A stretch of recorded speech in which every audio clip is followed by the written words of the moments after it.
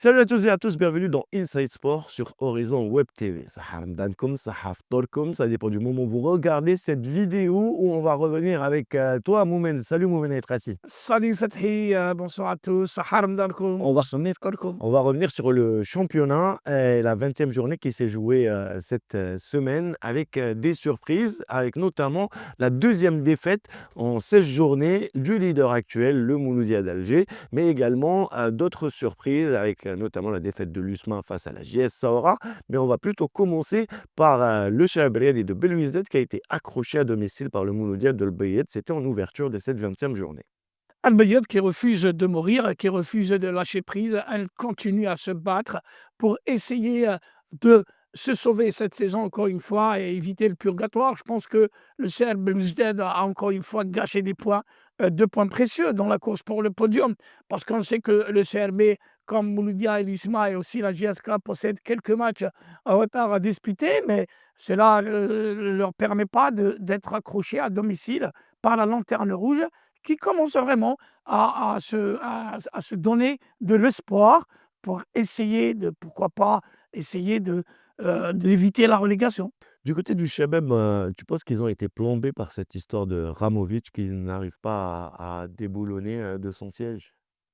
Bon, oui, on va dire qu'il y a un problème. Il y a un problème. Il y avait un problème de vestiaire. Le départ de Zarba semble n'avoir pas encore tout réglé.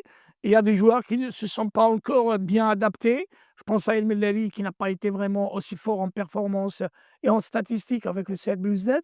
Ramovic qui essaye d'imposer certaines règles, certaines dispositions tactiques à des joueurs qui n'a pas vraiment, je ne vais pas dire choisi, mais c'est des joueurs peut-être qui n'a pas vraiment pu bien exploiter dans son dispositif, mais ça reste quand même un gros problème. Si vraiment le CF Belouizdad c'est-à-dire à l'objectif ou bien à l'envie de se séparer de Ramovic, vous savez, il faut prendre les décisions qui s'imposent pour le bien de Ça coûte l'équipe. cher. Écoute, si ça coûte cher, ça peut te coûter aussi plus cher si tu sors avec une saison blanche aussi, hein. Donc je ne sais pas. La stabilité, c'est bien. Elle commence à porter ses fruits.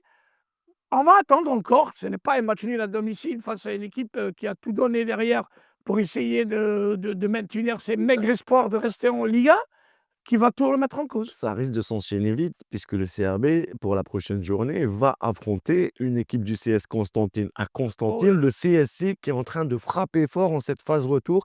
Ils sont partis chercher les 3 points. HLF encore, ils reviennent à 1 point du Mouloudia, À un point du Mouloudia, même si Mouloudia a 4 matchs en moins.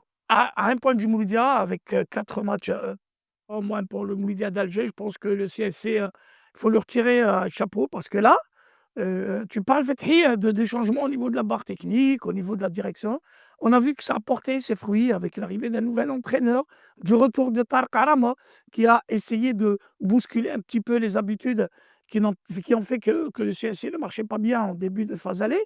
Mais aujourd'hui, 4 victoires de suite, 12 points récoltés, ça fait quand même un très beau parcours du CSC qui lui permet de conforter sa deuxième place. Et pourquoi pas, parce qu'il y a des matchs à disputer, des matchs retard, ne sont pas gagnés d'avance et ça maintient un peu le souffle derrière, cette équipe du Mouloudia. Le souffle constantinois risque peut-être de perturber, la sérénité Le du Mouloudia. le CSC perturbe aussi ceux qui jouent le podium comme le Bien évidemment, CRB bien et évidemment. SMA. Si le CSC parvient à mettre la pression sur le Mouloudia, bien sûr, cela est aussi valable pour les clubs qui sont derrière lui. Je parle de l'ISMA, je parle d'Arbouk qui est quatrième, de la JS Saoura, du CR Belouizdad, de la JS. Surtout ceux qui jouaient le podium pour avoir les compétitions continentales la saison prochaine. Bon, on finit avec les matchs de vendredi. Il y a eu ce réveil de l'Aigle Noir Citifia face au MBL 7 de buts à 1 avec un nouveau coach. Ah oui, avec un nouvel entraîneur, le nouveau coach à Lotfi Amrouche qui a réussi sa première, on va dire, avec l'équipe de l'Entente de Sétif. Elle était pressentie quelques heures avant son départ à Sétif, à l'USM Khenchela. Finalement, elle a choisi l'Entente de Sétif. Un beau succès, face à une équipe de Louis VII qui n'a pas vraiment démérité vu l'évolution de la seconde période de cette rencontre. C'est bien les 3 points positifs, ça calme un petit peu les esprits et ça permet à Amrouche de travailler dans une meilleure sérénité. Hier, samedi, on a vu un festival de buts, notamment dans la rencontre qui a opposé l'Olympique d'Arbo au Parado Athletic Club. Ah ouais. 4-3, c'est l'effet, du ramadan sur, les défenses ou sur, les attaquants? Eh ben, c'est les 2, c'est les 2 on va dire. Pour les attaquants, c'était la baraka de Ramadan et pour les défenseurs, c'était les jeunes en plein mois, sacré. Je pense que, 4-3, on n'a pas trop l'habitude de voir un score aussi large et un score aussi étriqué aussi, 4-3 en championnat de Ligue 1 Mobilis. Ça fait du bien, beaucoup plus à cette équipe, d'Akboul et Lyon de la Soumam qui ont su, quand même, préserv se hisser à la 3e place. Malheureusement, ils l'ont préservé le temps de quelques heures, c'est-à-dire le temps que la JS Saoura fasse une excellente opération ici à Alger contre l'USMA Alger et elle prend la 3e place avec 1 point d'avance. Mais attention à Akbou, elle aura son mot à dire dans la course pour le podium. Moumen, il était en larmes à la fin du match. De qui je parle? De Chérif El Ouzani. Après la victoire du MCO face, au Mouloudia d'Alger, face au leader, 2-1 dans les toutes dernières secondes de, la partie. Le MCO qui a vécu une semaine compliquée avec, l'arrivée, départ, de Belal Zéli qui n'est pas resté également. Oui, une semaine perturbée avec, l'arrivée de Djili Bilal qui a duré quelques heures annoncée. Pourquoi on dit elle a duré quelques heures? Parce qu'elle a été annoncée avec Annoncée. Had El Moulay, avec, Mahmoud si je ne me trompe pas, donc avec le Medjahid je pense ou je sais Mais plus. l'arrivée de Belal a été annoncée par, Elle a été annoncée, donc il fallait l'assumer. Malich, Sipar, était en larmes en fin de match. Peut-être c'était la pression, hein, je sais pas c'était la parce qu'il a semaine qu'il a passée, la semaine très, très, très serrée, c'était vraiment forte pression, désigner un entraîneur, se rétracter après quelques heures. Ce n'était pas facile pour lui de vivre tout ça alors qu'il a été désigné pour assurer l'intérim de ce match contre le leader. Faire chuter le leader, c'est toujours un bon moment à vivre. Pas au point de pleurer, mais les larmes, c'est, je pense, c'est ce qui s'est passé par toute la rapport à semaine. toute cette pression énorme qu'ils ont vécue toute la semaine. Après, bien entendu, ça fait toujours du bien pour le moral de battre la meilleure équipe d'Algérie depuis 3 ans maintenant, le Mouloudia d'Alger. Le Mouloudia d'Alger justement qui, enchaîne une deuxième défaite de suite pense en championnat puisqu'après, la défaite en Champions League, une semaine après, il chute en championnat pour la deuxième fois de la saison en 16 rencontres. Est-ce qu'on peut dire que le Mouloudia est en train de traverser, sa, période, difficile de la saison? Je dirais que c'est l'effet un peu de cette élimination qui a fait trop mal aux joueurs, au staff technique, aux dirigeants et aussi aux supporters. Ça leur a fait très, très mal de quitter comme ça la phase des poules alors que la saison passée, ils sont parvenus à se qualifier en quart de finale. Après, vous savez, le championnat, je pense qu'avec 4 matchs de retard, le Mouloudia d'Alger possède quand même une bonne marge pour, l'assurer. Ah, il manque Seulement, 1 point d'avance sur le CSC, hein. voilà, après, si tu vois qu'il y a un moment de doute, oui. Si on voit les 2 buts encaissés par le Mouloudia, oui, cette la défense qui était vraiment l'arme du Mouloudia, qui était le point fort du Mouloudia, a cédé quand même en toute fin de match avec un but contre son camp d'Abdellaoui, chose qu'on ne voyait pas souvent. Un premier but encaissé sur une erreur défensive aussi, je pense, au milieu défensif. Mais aujourd'hui, j'ai l'impression que l'USMA, plutôt le Mouloudia, n'est pas en phase, difficile. Elle est en phase de doute qu'il va falloir rapidement dépasser. Sinon, un point, c'est bien de l'avoir avec 4 matchs de retard, mais les 4 matchs de retard, il faut les gagner. Il faut les Ce gagner. n'est pas gagné d'avance. Surtout qu'ils affrontent des adversaires, Direct. directs, l'USMA, le CRB, la JSK, à commencer par la JSK, ce jeudi. C'est dire que, pour Mokoena, ça ne va pas être facile de pouvoir, réveiller ses joueurs sous Exactement, le toutes match les de la JSK qui aspire à prendre sa revanche sportive, bien entendu, du match aller, avec beaucoup aussi d'enjeux pour les 2 clubs, hein. Le Mouloudia veut préserver sa première place à défaut de la consolider.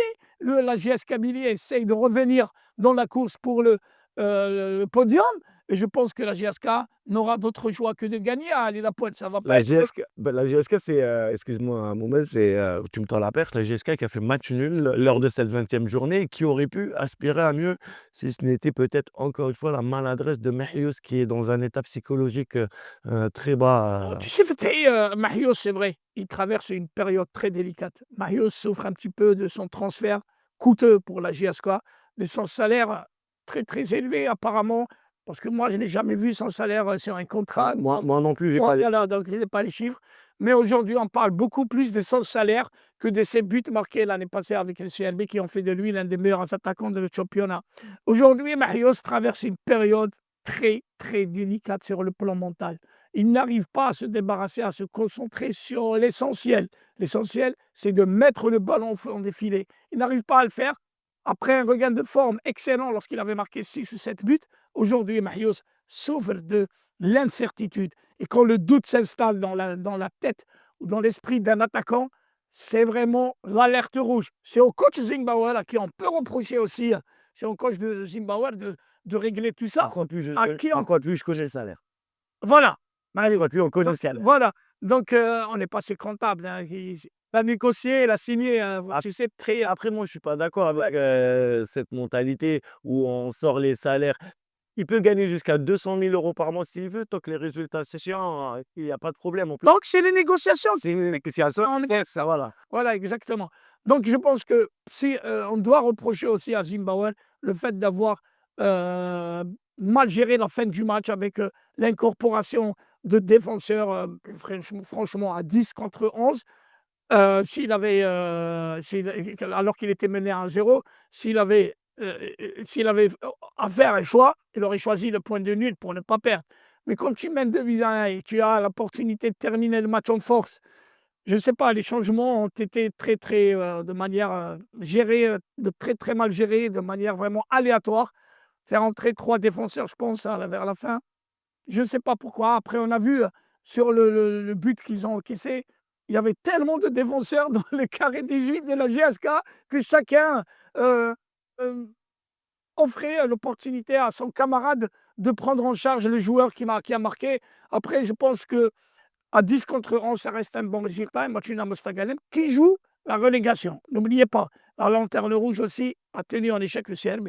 Et on passe à la dernière rencontre, USM Alger, JS Saoura, ça se passait au stade du 5 juillet et la JS Saoura qui a même mené à un certain moment 2 buts à 1 avant de prendre les 3 points de la victoire, 2 buts à 0 avant de prendre les 3 points de la victoire, score final 2-1 et à 10 contre 11 également. Franchement, c'était bien géré, hein, parce que la Saoura avec le coach Amrani revient très fort. Troisième place amplement méritée, avec quand même un beau jeu, des sorties de ballon, un jeu bloc bas, parfois bloc médium, parfois ils sortent avec le ballon de manière excellente. Vraiment, depuis qu'Amrani est arrivé à la GS Saoura, on voit du football. Même avant lui, il y avait Mustapha Djalit qui faisait un très, très bon travail que je tiens à saluer parce que lui, il n'est pas étranger du tout à ce qui se passe à Saoura. Et il faut dire la vérité, la deuxième mi-temps, malgré le réveil de l'USMA, on a vu quand même une équipe de Saoura sereine. Elle développait un jeu qu'ils ont bien réussi à faire respecter sur le terrain. Merci Momen, Avec merci, plaisir. d'avoir été avec nous. On se retrouve la semaine prochaine pour un nouveau numéro d'Inside Sport.